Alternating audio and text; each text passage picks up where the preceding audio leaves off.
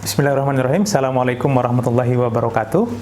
Sahabat-sahabat pencinta ilmu, kita lanjutkan pada pembahasan berikutnya tentang konsep-konsep politik.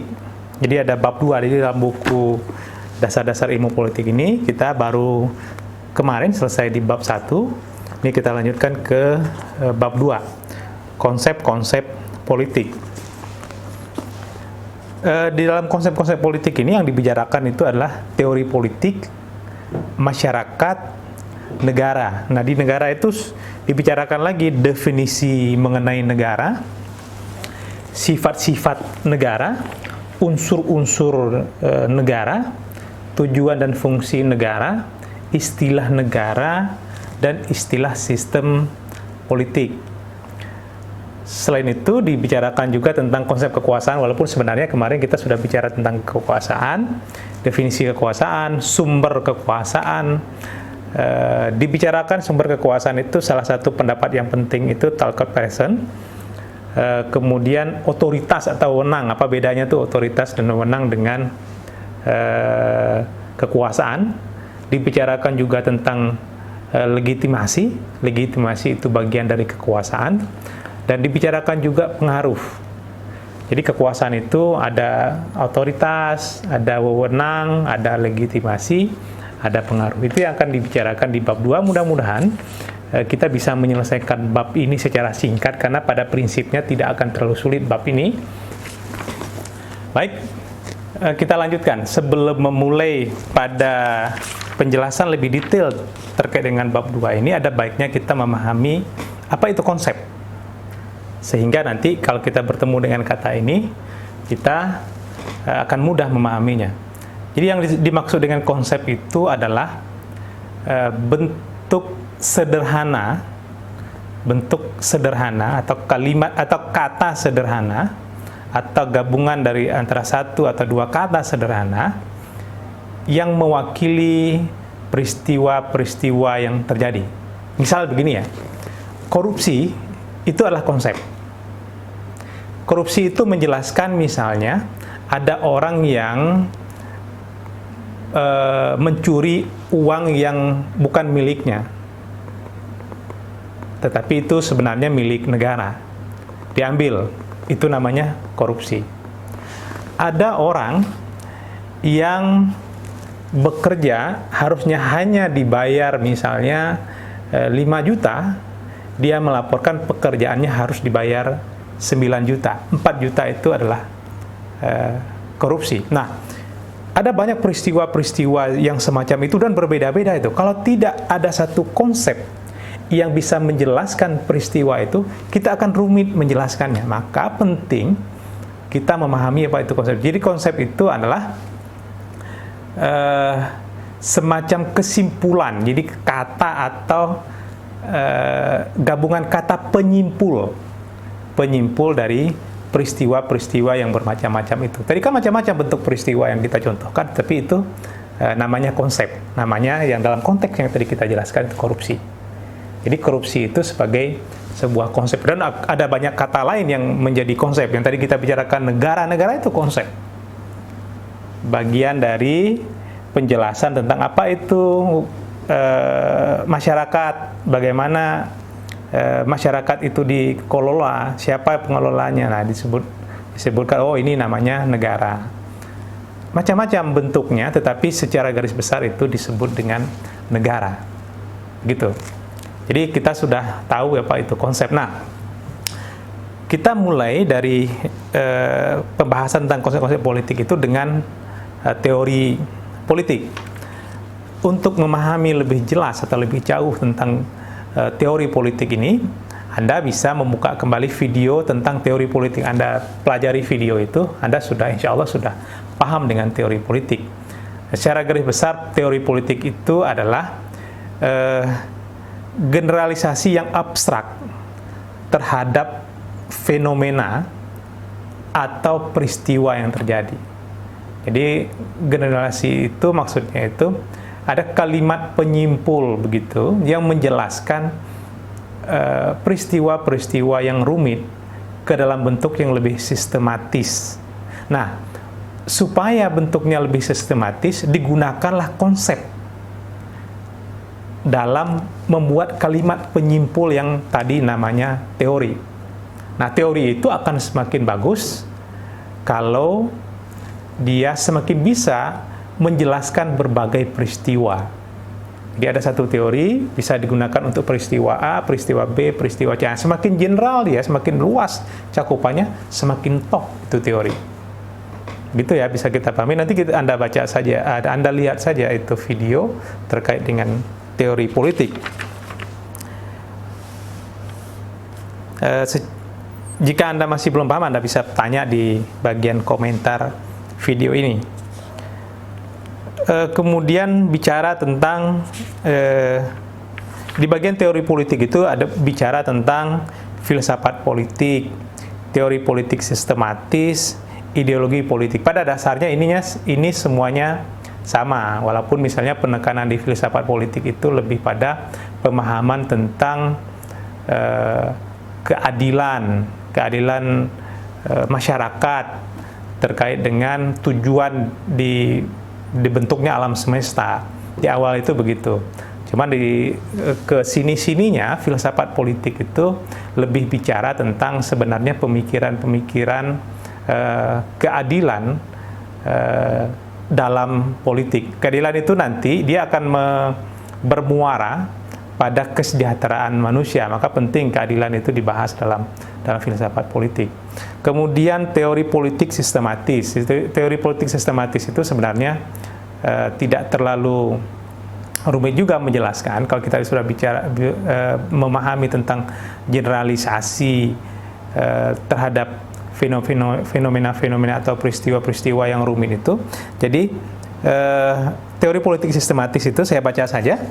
Bahasan-bahasan ini didasarkan atas pandangan yang sudah lazim pada masa itu mengenai adanya hukum alam atau natural law, tetapi tidak lagi mempersoalkan hukum alam itu sendiri. Jadi teori politik sistematis ini dia sudah keluar dari pemikiran, dari konsep utama pembahasan tentang hukum alam, keadilan gitu ya, hukum keseimbangan dan seterusnya. Dia langsung berbicara tentang pokok masalah. Misalnya dalam abad ke-19 teori-teori politik banyak membahas mengenai hak-hak individu yang diperjuangkan terhadap kekuasaan negara dan mengenai adanya sistem hukum dan sistem politik yang sesuai dengan pandangan itu. Jadi teori itu ya lebih membahas pada apa yang sudah ada, yang sudah diakui ada, tidak lagi banyak membahas tentang landasan-landasan filosofis yang melatar belakanginya. Jadi dia sebenarnya lebih konkret dibanding dengan filsafat politik. Kalau filsafat politik tentu berbicara tentang dasar pemikiran terhadap sebuah peristiwa begitu. Nah, kemudian berikutnya itu adalah ideologi politik. Sebenarnya sama saja ideologi politik dengan pemikiran politik dan seterusnya, tapi ideologi politik ini itu lebih diutamakan pada keyakinan terhadap sebuah keyakinan terhadap sebuah pemikiran atau sebuah ide dalam berpolitik. Jadi mana yang diyakini? Misalnya kelompok pemikir sosialis itu berpikir bahwa masyarakat itu akan sejahtera kalaulah penerapan kehidupan bermasyarakat itu berlandaskan pada keyakinan-keyakinan kelompok sosialis, di mana kepemilikan barang-barang itu tidak boleh secara individu, harus dimiliki oleh semua masyarakat secara keseluruhan. Jadi semacam sama rata sama rasa. Nah, itu sebuah ideologi kalau dia dipercayai. Nah, dan memang ada kelompok yang mempercayai itu. Ada kapitalisme, ada orang yang berpandangan dan memegang kapitalisme sebagai sebuah ideologi di mana dia menempatkan kekuasaan individu itu jauh lebih penting dibanding kekuasaan negara, karena sebenarnya individu-individu inilah yang bisa memperjuangkan diri dan haknya secara sendiri. Nah, begitu. Jadi ada banyak kan model-model ideologi. macam-macam. Ada khilafah dalam Islam, ada Marxisme sebagai turunan dari sosialisme, ada ideologi demokrasi dan seterusnya. Jadi itu ideologi itu adalah keyakinan. Oke, kemudian berikutnya itu tadi tentang teori politik ya, bagian-bagiannya itu ada filsafat politik, ada teori politik, ada teori politik sistematis, ada ideologi politik. Berikutnya konsep tentang masyarakat. Apa itu masyarakat? Ini ada banyak pendapat tentang masyarakat. Kita kutip salah satu pendapat saja yang diambil dalam buku Robert M. McFer, The Web of Governments. Penjelasannya begini nih. Masyarakat adalah keseluruhan antara hubungan-hubungan antar manusia. Masyarakat adalah suatu sistem hubungan-hubungan yang ditata. Jadi manusia-manusia yang berada dalam satu kelompok tertentu yang saling berhubungan itu namanya masyarakat. Tetapi kalau mereka tidak terhubung, itu belum namanya masyarakat. Masyarakat Indonesia adalah orang-orang atau manusia-manusia yang saling terhubung dengan sebuah sistem dalam negara Indonesia. Itu masyarakat Indonesia namanya, karena kita tidak terhubung dalam sebuah negara dengan teman-teman kita di Malaysia, di Brunei, maka kita namanya masyarakat Indonesia, mereka namanya masyarakat Malaysia. Tetapi dalam hal berhubungan dengan dunia secara keseluruhan, kita ini adalah masyarakat dunia. Kita saling terhubung dengan orang-orang di Amerika, di Kanada, Prancis, Itali, sebagai bagian dari dunia. Maka kita disebut dengan masyarakat dunia. Jadi masyarakat ini adalah manusia-manusia yang saling terhubung antar satu dengan yang lain dengan berbagai model hubungan. Itu secara sederhana kita memahami masyarakat. Sudah ngerti lah. Jadi ini karena ini dasar ilmu politik ya, kita bicara ya masyarakat. Anda masyarakat? Ya, kita masyarakat karena kita terhubung dengan yang lain. Masyarakat kampus ya, masyarakat yang terhubung di kampus. Masyarakat mana lagi? Masyarakat suku Baduy misalnya, orang-orang yang terhubung dengan Baduy. Tapi kalau secara garis besar dia masyarakat Jawa Barat. Secara garis besar lagi dia adalah masyarakat Indonesia. Secara besar lagi mereka adalah masyarakat dunia. Kemudian konsep tentang negara. Nah, negara itu seperti saya sampaikan tadi adalah sebuah konsep yang disederhanakan dari bentuk yang bermacam-macam negara itu. Nah, secara garis besar negara itu didefinisikan seperti ini. Ada Roger H. Salto menjelaskan bahwa negara adalah agen atau agensi atau kewenangan dalam artian lain otoritas yang mengatur atau mengendalikan persoalan-persoalan bersama atas nama masyarakat. Jadi negara itu adalah pengendali atau otoritas yang mengatur atas nama masyarakat. Itu negara, salah satu penjelasannya. Biar lebih jelas kita masuk ke penjelasan berikutnya. Harold J. Lasky. Negara adalah suatu masyarakat yang diintegrasikan karena mempunyai wewenang yang bersifat memaksa dan yang secara sah lebih berkuasa dari individu atau kelompok yang merupakan bagian dari masyarakat. Nah, masyarakat adalah suatu kelompok manusia yang hidup dan bekerja sama untuk memenuhi terkabulnya keinginan-keinginan mereka bersama.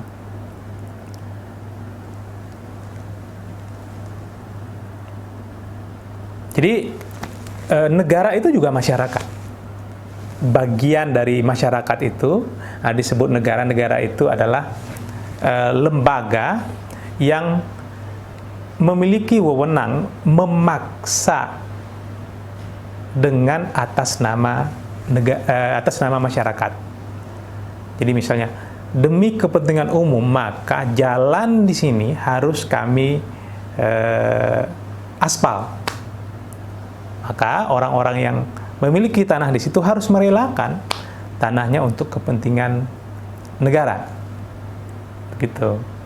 Jadi negara itu adalah sebuah lembaga atau kumpulan masyarakat tertentu yang memiliki kekuasaan memaksa demi kepentingan masyarakat itu sendiri. Nah, dalam hal tidak ada negara, maka tidak ada lembaga yang memiliki kemampuan untuk memaksa masyarakat. Kalau tidak ada yang memiliki kemampuan untuk memaksa masyarakat atas nama masyarakat, maka terjadilah hukum rimba. Begitu. Masyarakat yang kuat menindas masyarakat yang lemah, memanfaatkan masyarakat yang lemah. Jadi itu konsep berikutnya tentang negara. Nah, secara garis besar, negara itu walaupun kumpulan dari masyarakat yang memiliki wewenang untuk mengatur masyarakat yang lain, dia punya unsur-unsurnya. Ada beberapa unsur-unsur itu adalah bagian-bagian dari negara itu. Apa saja bagian dari negara? Negara itu dia mesti memiliki wilayah. Negara Indonesia itu ada wilayahnya. Kita lihat di peta itu ada wilayah Indonesia. Dan di wilayah Indonesia itu tidak boleh dicampur baurkan dengan wilayah lain. Ada wilayah negara Singapura, ada wilayah negara Brunei Darussalam, ada wilayah negara Papua. Di sana ada Jepang, Cina, Rusia, dan seterusnya. Jadi negara itu memiliki wilayahnya masing-masing. Kemudian dia memiliki penduduk. Penduduk itu adalah kumpulan masyarakat yang berada di dalam negara itu, satu. Atau yang kedua bisa juga disebut dengan penduduk itu adalah orang dari negara lain yang datang ke suatu negara untuk kepentingan tertentu. Misalnya para diplomat dari negara-negara lain yang berada di Indonesia itu, mereka adalah bagian dari penduduk. Jadi penduduk itu adalah warga negara asli atau para pendatang yang berada di satu negara untuk kepentingan tertentu. Nah, itu penduduk. Kemudian unsur dari negara yang lainnya itu adalah pemerintah. Pemerintah itu adalah lembaga yang memiliki wewenang yang menjalankan kegiatan negara yang pada dasarnya bekerja untuk kepentingan masyarakat, untuk kesejahteraan masyarakat. Itu unsur dari negara. Kemudian yang keempat itu kedaulatan. Sebuah negara itu harus berdaulat, dia harus merdeka, dia harus memiliki kemampuan untuk memutuskan apa yang diinginkan oleh negara itu sendiri tanpa dapat tekanan dari negara lain. Nah, pada prinsipnya itu begitu. Walaupun dalam faktanya itu tidak juga berdaulat sepenuhnya. Kita misalnya tidak boleh sembarangan membakar hutan kita. Walaupun kita berdaulat misalnya membakar hutan kita karena itu hutannya Indonesia, tetapi kita tidak sepenuhnya berdaulat karena hutan itu asapnya juga sampai ke negara-negara tetangga. Atau misalnya kita membangun sesuatu di negara kita yang akibatnya itu berpengaruh ke negara lain. Misal begini ya, kalau di Indonesia barangkali kita jaraknya tidak terlalu dekat dengan negara-negara lain. Tapi kalau di Eropa misalnya, negara-negara itu saling berdekatan. Bayangkan misalnya negara yang relatif lebih tinggi posisinya, itu tidak membangun waduk untuk menghambat aliran air ke negara tetangganya. Nah, itu tidak berdaulat juga dalam sisi itu, karena sebenarnya negara antar satu dengan yang lain itu saling terhubung dia dan saling tergantung dia. Boleh jadi misalnya kalau dia menghambat sesuatu di negara lain akan menghambat sesuatu ke negaranya. Misalnya pertukaran barang misalnya, di mana kita mengekspor A, mereka mengekspor B, dan kita saling membutuhkan begitu. Bayangkan misalnya kalau kita diembargo oleh negara-negara ekspor bahan makanan misalnya, Di Indonesia orang tidak akan bisa makan mie karena kita mengekspor gandum begitu. Dan seterusnya. Kemudian yang dibicarakan berikutnya adalah tujuan dan fungsi negara. Penjelasan lebih detail tentang tujuan fungsi negara itu ada beberapa. Saya akan coba membacakan tujuan dan fungsi negara kita, Republik Indonesia. Itu terdapat dalam Undang-Undang Dasar 45. Bunyinya begini: tujuan negara itu adalah untuk membentuk suatu pemerintahan negara Indonesia, membentuk suatu pemerintahan, tadi kita sudah bicara pemerintahan, negara kita sudah bicara negara Indonesia, yang melindungi segenap bangsa Indonesia. Nanti cek lagi deh Undang-Undang 45, Undang-Undang Dasar 45.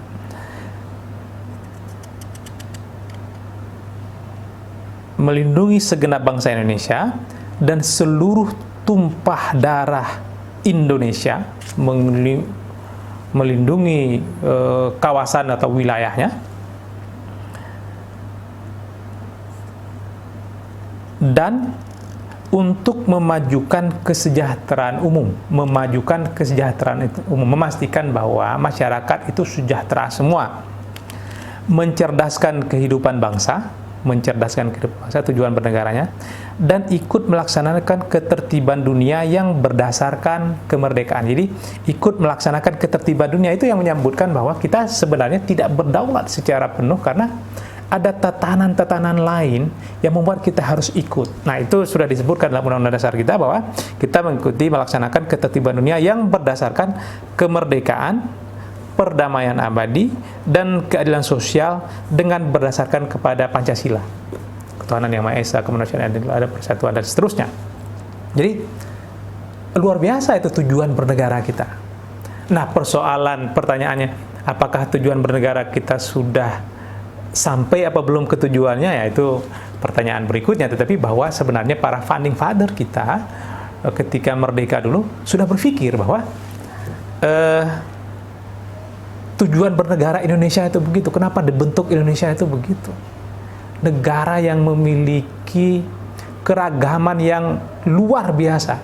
Kalau di Eropa ya mereka ciri-cirinya jelas putih, tinggi, hidung mancung begitu ya. Dan mereka relatif sama, secara etnik itu sama saja. Coba Indonesia, Aceh, Papua, Barat, Timur, Jawa, Sumatera, Sulawesi, Kalimantan, dan seterusnya, itu bedanya itu bukan lagi biasa. Jadi perbedaan itu luar biasa. Tetapi disatukan dengan tujuan itu tadi.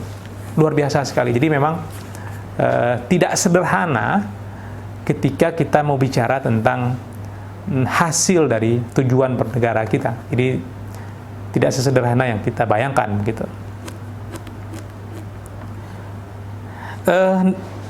Dalam melaksanakan tujuan itu paling tidak negara itu memiliki beberapa tugas gitu ya, beberapa fungsi yang dijalankan. Pertama, melaksanakan penertiban, law and order, untuk mencapai tujuan bersama. Jadi ya supaya tercapai semua tujuan, maka negara itu penting untuk ditertibkan, dibuat pengaturannya, dibuat undang-undang. Kenapa penting undang-undang itu? Untuk mengatur itu supaya tertib. Yang bekerja lebih banyak harusnya mendapat lebih banyak. Yang malas-malasan harusnya dapatnya juga hasil dari kemalas-malasan, jangan dibalik begitu. Jadi itu ketertiban, itu yang dimaksud dengan ketertiban. Kemudian mengusahakan kesejahteraan dan kemakmuran rakyat. Itu seperti yang tadi sudah kita jelaskan, itu ya fungsinya itu. Jadi kalau demi kesejahteraan rakyat, negara boleh memaksa masyarakat untuk melakukan sesuatu. Itu kelebihan negara. Kemudian berikutnya itu melaksanakan fungsi pertahanan. Maka penting sebuah negara itu memiliki pasukan pertahanan yang mampu mempertahankan negara, masyarakat, wilayahnya untuk selalu berdaulat, tidak dicaplok oleh negara-negara lain atau oleh bangsa-bangsa yang lain. pertahanan kita sebelum merdeka kan sangat rapuh sekali itu. Sebentar saja dikelola oleh Belanda dan Jepang, ya kita selesai, tidak mampu berdaulat, menyerah begitu. Maka pertahanan itu penting. Maka salah satu yang menjadi concern dalam menjalankan fungsi negara itu adalah berbelanja alat-alat pertahanan. Penting itu, berbelanja alat-alat pertahanan. Salah satu unsur dari keamanan sebuah negara itu adalah kepemilikan atau kemampuan memiliki kapasitas alat pertahanan. Secara gamblang kita bisa sebutkan memiliki kemampuan perang yang baik. Jadi semakin sebuah negara memiliki kemampuan perang yang mumpuni, maka dia akan semakin aman. Amerika misalnya, ada tidak negara di dunia ini yang mampu melawan Amerika atau membuat Amerika menjadi tidak aman? Tidak ada negara-negara lain. Belakangan Cina misalnya, 2030 kabarnya Cina akan jauh lebih kuat kemampuan pertahanannya dari Amerika. Adakah yang mampu mengganggu Cina nanti? Nggak ada, tidak ada.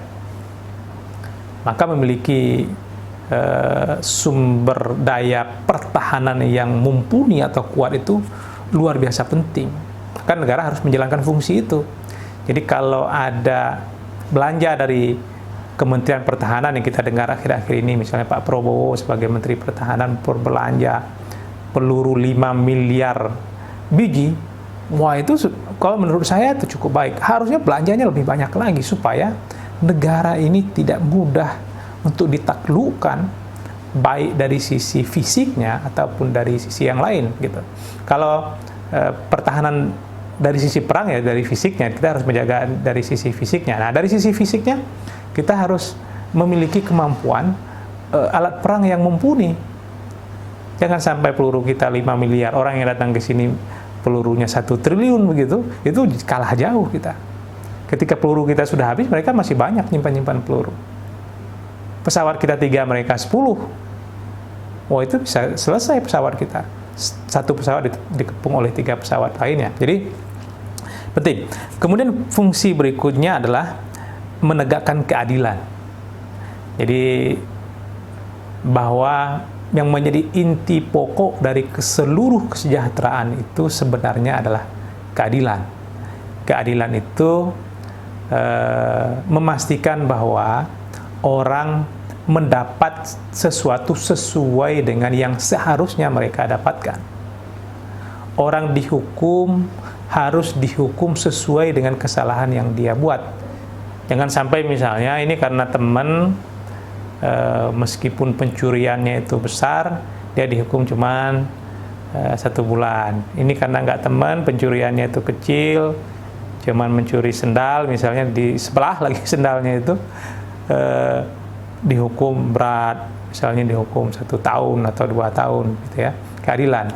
Nah, maka penting sekali itu keadilan. Misalnya orang yang berusaha diberi kesempatan yang sama untuk berusaha. Jangan sampai misalnya izin untuk si A dikeluarkan lebih mudah karena dia adalah kerabat, sementara izin si B dikeluarkan lebih sulit karena dia bukan kerabat dan tidak menyogok.